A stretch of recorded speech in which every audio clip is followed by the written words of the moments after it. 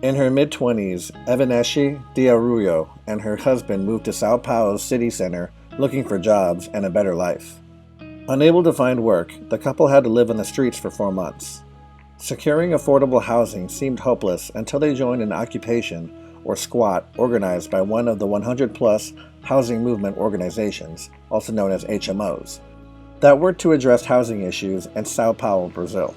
Arroyo was active in the occupation of the former Hotel Santos Dumont, a building that had been derelict for 17 years before the homeless movement of Central Sao Paulo, or MSTC, moved in and started renovations in 2007. The MSTC shoveled out truckloads of garbage, cleaned up pigeon excrement, and removed flea infestations, turning the empty hotel into a functioning community for 237 families, most of whom were poor, living paycheck to paycheck in low-wage jobs.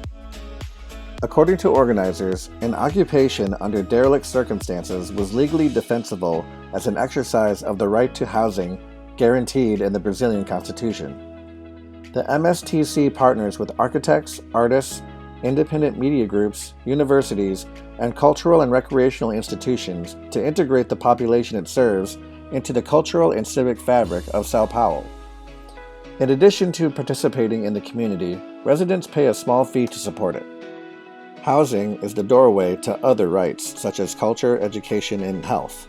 Any HMO such as MSTC must tackle challenges including forming an effective decision-making process for residents, identifying the scope of the organization's intervention and services, and forging coalitions with other HMOs, political parties, and others to lobby for policy reform.